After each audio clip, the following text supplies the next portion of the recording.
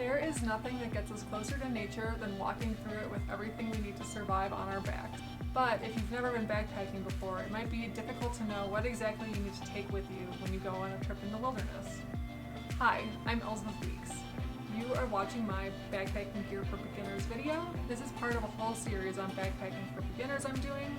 If you're new to backpacking, or if you're looking to bite off a new backpacking trip this summer, make sure you subscribe because I'm going to be doing a whole series of videos that will walk you through everything you need to know for your first trip into the wilderness.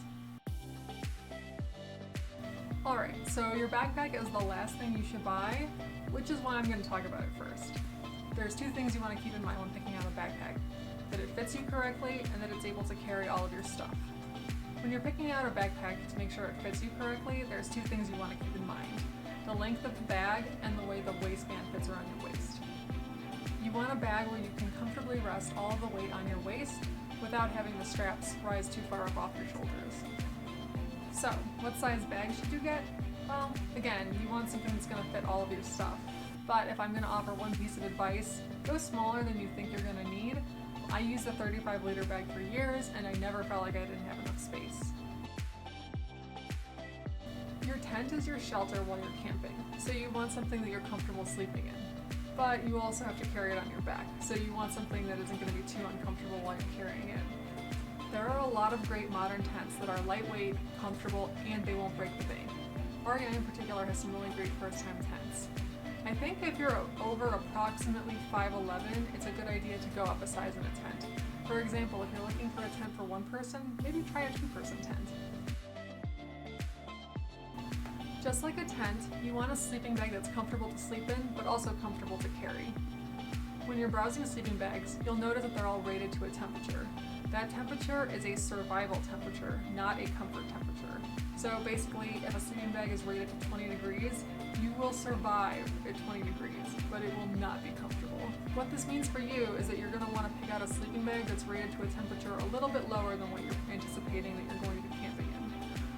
It might be obvious, but the lower temperature the bag is rated to, the heavier the bag will be. This is the one piece of equipment where there is actually a tangible difference between the women's gear and the men's gear. Women in general tend to sleep colder and are colder, so if a woman's bag is rated to 17 degrees, it will be heavier and warmer than a men's bag rated to 17 degrees.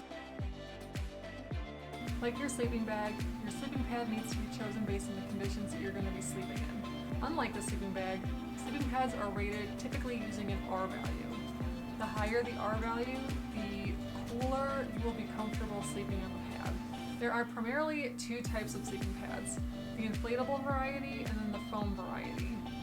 Inflatable sleeping pads are generally more comfortable, but since you have to blow them up, they're a little bit more work and also a little bit more maintenance. If you've never slept in a tent before, I highly recommend going with an inflatable sleeping pad. They are much, much more comfortable.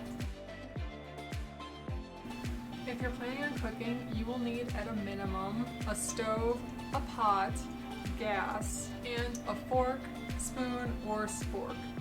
A lot of cook sets may come with extra stuff. Everything that I haven't mentioned is extra and you probably won't need it. Make sure that you have at least 2 ways to start a fire. I know some Jetboils come with an automatic fire starter. Sometimes that will fail, so make sure you have a match or lighter. For water, you need some way to store it and some way to purify it. In terms of storage, I primarily use a 3-liter bladder just because I drink a lot of water.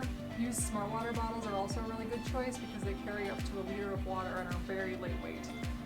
In terms of purification, you have either tablets or filters.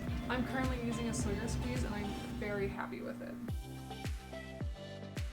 So to round out the extra things that you need, always bring a headlamp, extra batteries, a first aid kit, and a knife. That pretty much covers the basics of what you need. Of course, you can always bring extra stuff if it makes you more comfortable. Alright, thanks so much for watching. Let me know in the comments if there's anything that you take camping that I didn't mention. And also, don't forget to like and subscribe. It really helps me out as a small content creator.